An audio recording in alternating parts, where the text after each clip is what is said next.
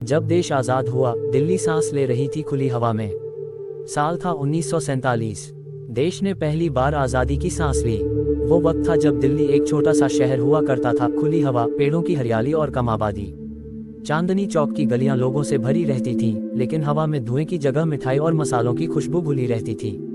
तब प्रदूषण शब्द ही बहुतों ने सुना नहीं था। ना इतने वाहन थे, ना बड़ी बड़ी फैक्ट्रियां। लोग साइकिल से चलते, बैलगाड़ी या बस से सफर करते। दिल्ली की आबादी मुश्किल से 15 लाख के आसपास थी। लेकिन वक्त के साथ जैसे जैसे देश बढ़ने लगा, दिल्ली भी फैलने लगी। 1950 और 60 के दशक में उद्योग लगने लगे, सरकारी दफ्तर खुले, रेलवे और बिजली का जाल बिछा। लोग गांवों से नौकरी की तलाश में दिल्ली आने लगे। यहीं से शुरू हुई विकास की दौड़ और उसी के साथ बढ़ने लगी प्रदूषण की परछाई। विकास का दौर और धुएं का आरंभ। 1970 के दशक में दिल्ली का चेहरा बदलने लगा। नई फैक्ट्रियां लगी, गाड़ियां सड़कों पर उतरने लगी। जहां पहले नीला आसमान दिखता था, वहां अब कभी कभी धुएं की परत दिखने लगी। लोगों ने इसे तरक्की समझा, लेकिन कोई ये नहीं सोच पाया कि यह तरक्की धीरे धीरे हमारे फेफड़ों में जहर घोल रही है। 1980 के दशक तक दिल्ली में गाड़ियों की संख्या लाखों में पहुंच चुकी थी। हर रोज नई कारें सड़कों पर उतरती, पेट्रोल डीजल जलता और हवा भारी होती चली गई। घरों में लकड़ी, कोयला और मिट्टी के तेल से खाना बनता, धुएं का हिस्सा बढ़ता गया। उस दौर में प्रदूषण पर कोई सख्त कानून नहीं थे। सरकारें विकास की बातें करती, लेकिन हवा की बात कोई नहीं करता था। 1990 का दशक, गाड़ियों का सैलाब और अदालत की चेतावनी। 1990 के दशक की शुरुआत में भारत की अर्थव्यवस्था खुली। लोगों के पास पैसा आया, नई कंपनियां आईं और सबसे बड़ा बदलाव आया निजी गाड़ियों का। अब हर घर में स्कूटर या कार होने लगी। दिल्ली की सड़कों पर शोर, धुआं और ट्रैफिक जाम बढ़ने लगे। वाहनों से निकलने वाला कार्बन मोनोऑक्साइड, नाइट्रोजन ऑक्साइड और धूल के कण धीरे धीरे दिल्ली की हवा में जहर बनकर फैलने लगे। लोगों को सांस, आज की हवा, कल की कहानी। जब आप सुबह दिल्ली की सड़क पर निकलते हैं, तो पहली सांस में जो महसूस होता है, वह हवा नहीं, धुआं, धूल और डर का मिश्रण है। ये वही शहर है जिसने कभी कुतुब मीनार की छाया में इतिहास लिखा था, जिसने आज़ादी की पहली पुकार सुनी थी और जिसने विकास की दौड़ में भारत को आगे बढ़ाया। लेकिन अब यही दिल्ली एक ऐसे भविष्य की ओर बढ़ रही है जो धीरे धीरे अपने ही धुएं में घुटता जा रहा है। आज़ादी के 78 साल बाद हम उस मोड़ पर खड़े हैं जहां हवा अदृश्य दुश्मन बन चुकी है। आज से 30 साल बाद, यानी 2055 की दिल्ली कैसी होगी अगर हमने कुछ नहीं बदला? आइए इस भविष्य की यात्रा पर चलते हैं। पहला दृश्य, 2030 की दिल्ली, सांसों पर टैक्स। साल 2030, दिल्ली में सुबह का सूरज पहले से देर से दिखता है। धुंध अब मौसमी नहीं रही, ये स्थायी साथी बन गई है। सर्दियों और गर्मियों के बीच का फर्क धुंध और धुएं से मापा जाता है। सरकार ने क्लीन एयर टैक्स शुरू किया है, हर वाहन से निकलने वाले धुएं पर टैक्स। जो लोग इलेक्ट्रिक वाहन खरीद सकते हैं, वे बच जाते हैं। बाकी लोग हर दिन सांस के लिए कीमत चुकाते हैं। बच्चे घरों के अंदर पढ़ते हैं। पार्कों में खेलने का समय अब ऑनलाइन गेम में बदल गया है। दिल्ली के स्कूलों में एयर क्वालिटी क्लासेस होती हैं, जहां बच्चों को सिखाया जाता है, आज हवा का इंडेक्स 400 है, मास्क पहनना मत भूलना। लेकिन ये बस शुरुआत है। दूसरा दृश्य, 2040, जब आसमान गायब हो गया। अब साल 2040 है। दिल्ली का आकाश नीला नहीं दिखता, वह भूरे रंग की स्थायी परत में ढका रहता है। AQI अब 500 से ऊपर जाना सामान्य है। ये वह दिल्ली है जहां सूरज बादलों से नहीं, बल्कि कार्बन से ढका रहता है। यमुना नदी में पानी नहीं, सिर्फ झाग बहता है।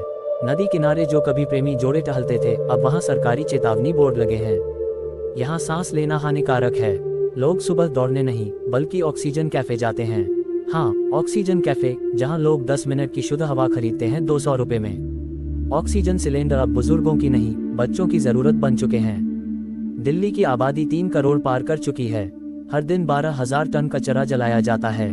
सरकार ने वायु शुद्धिकरण टावर लगाए हैं, लेकिन ये टावर शहर की जरूरतों के सामने मोमबत्तियां हैं। तीसरा दृश्य, 2050, जब हवा में इतिहास खो गया।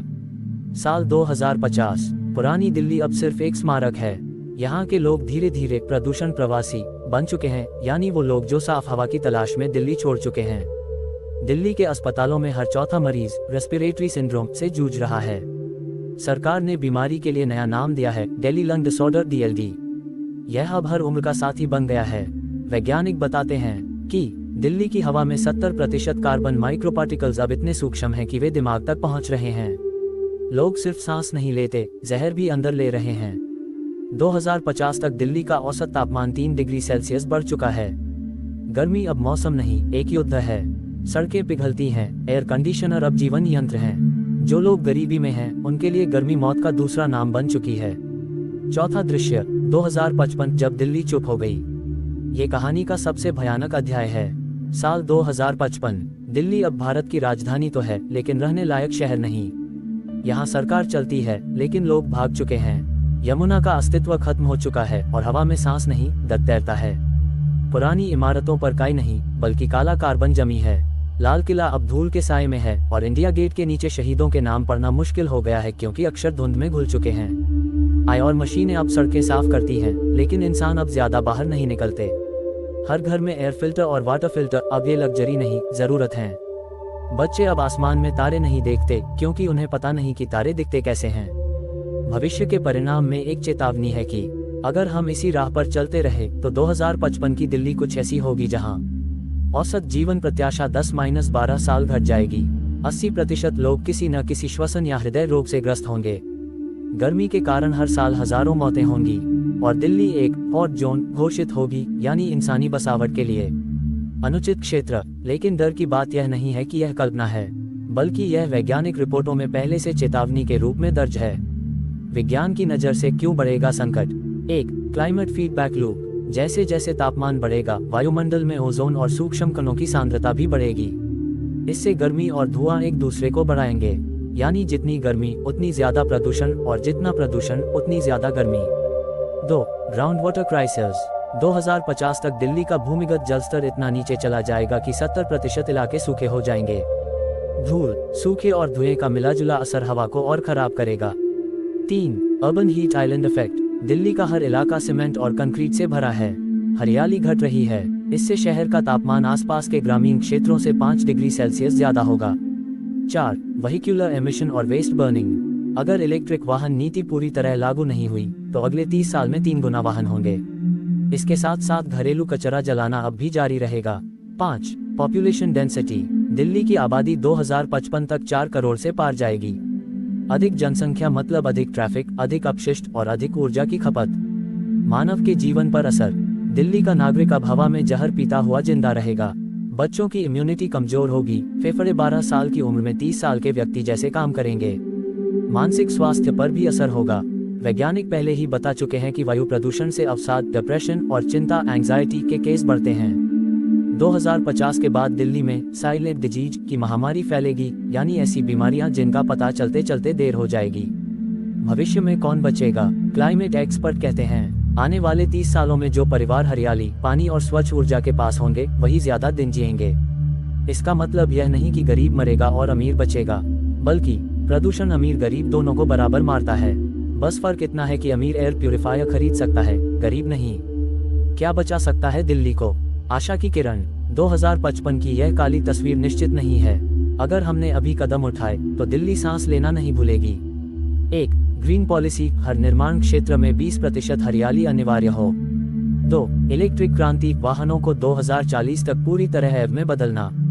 3. Waste management. कचरे को जलाना बंद, रिसाइकलिंग अनिवार्य। 4. Eco education. स्कूलों में बच्चों को पर्यावरण की शिक्षा। 5. जन सहभागिता। नागरिक खुद पेड़ लगाएं, अपने घरों में ग्रीन टेरेस बनाएं। दिल्ली को सरकार नहीं, जनता बचा सकती है।